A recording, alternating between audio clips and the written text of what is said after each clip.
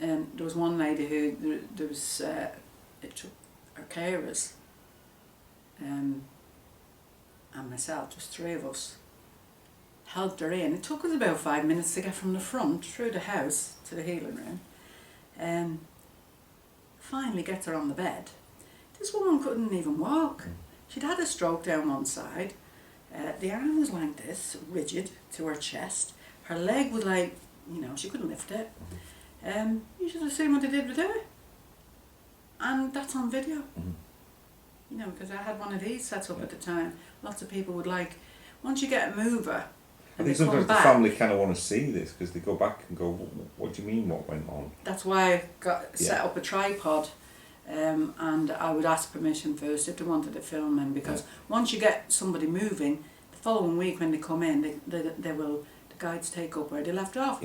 So I would be able to switch the camera on, and so they give them a copy to take home to the husband, who's the biggest skeptic. Go and say, what, you moved and you've done exercises, you can't even lift your leg off the floor. Well, look at this, love. And it'd be incredible. So for those that are watching that are not sure about guides and how they operate, just tell us about guides. Well, first of all, a guide is somebody, everybody has a guide. So we're talking personal guide or Reiki guide, what's the difference? No. First of all, you have a life guide, and when you came to this planet, you were assigned a a life guide. It's a man or a woman who are highly trained, assigned to you to look out for you. What people would probably call a guardian angel.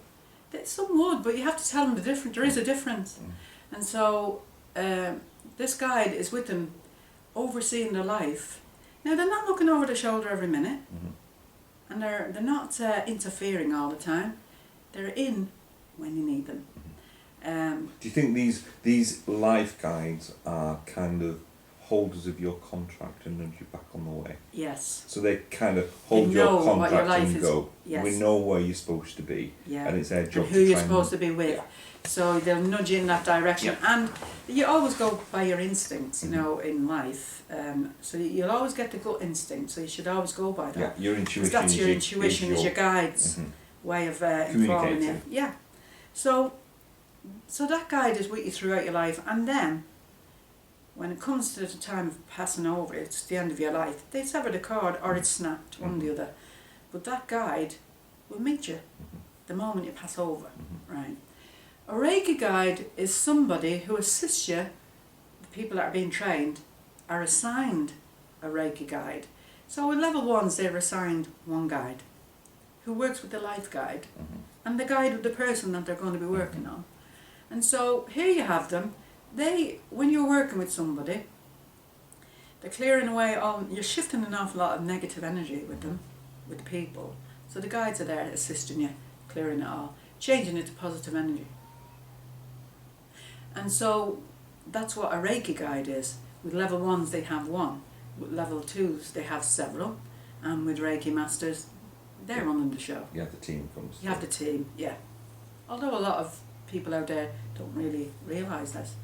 But that's what we've found out. And you've seen your guide? Yeah.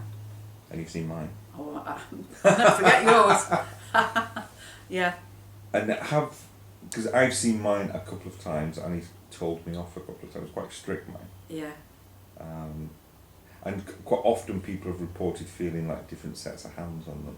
That's right. Well, you see, again, people will say, Ethel, you know when you move to my knees? I say, yeah, well I felt somebody on my feet. Of course, because you've got the guides assisting you, and it's like where you leave off, they take over.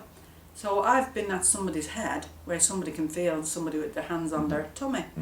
And it can be a real pressure, can't it? Pressure, it's like a physical a pressure. weight, a physical, or somebody cupping the feet, you know, because we send energy back up the body, and we're cupped the feet, and they can actually feel that pair of hands on the feet, and I'm up there at the chest. So it's like, that's a bit of proof for you, isn't it? You've asked for a bit of proof, now you're getting it. And so it becomes a profound session for them, because not only are they getting that feeling, now they're getting visions. They might be visited by a loved one in the spirit world, you know, and they just happen to show up. Now they're allowed for that person at that moment in time. Part of the healing process. Part of the healing. She could be going through a rough time over losing this person, and all of a sudden she's there, smiling at her, and I have to explain to that person, yeah, well, where she is. And it's all about empowering yourself and giving yourself a bit of knowledge of what this is all about. Well, if they're in the spirit world, and she's just turned up at my healing session, I buried her 9 months ago. How is that? And I'm saying, yeah, well, you bury the physical body, not the spirit. The spirit is eternal. We're eternal. Am I getting a bit carried away with myself? No, you're absolutely fine. All right. So, well, you know what I'm like.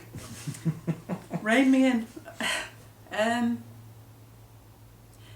people have the most profound, amazing spiritual experiences. That starts their journey off. You see, some of them are sent my way. And it's not about coincidence, it's synchronicity. They met such a body who said you must go and see her. It's quite interesting, isn't it, that you've always said that if somebody gets through the door, they were always meant to be Always. I was told that long ago. Those who are meant will be sent to you, Ethel. And I always did ask, don't ever put me on the spot. Don't ever leave me with no answers, because people are asking you questions all the time. Well, they've taught me down the years. So no matter what they ask, I'll always have the answer. Or if I get a little bit stuck now and again, I'll just tell them, you know, I don't know everything, but I'll go away and look it up for you and check it out, you know. And you yourself had a vision. I remember you telling me a long time ago about the beach. Do you remember that? Yeah. You mean a vision, did you say? Well, a vision? one of the many. One of the profound ones. Yeah. I mean, that stuck with me because I thought that is actually appropriate to what we're just now talking about. Yes, it was a vision of finding yourself on the beach. And you look round, it's not a soul about. And asking why, where's everybody? And looking out to the sea, the beautiful blue sea and everything.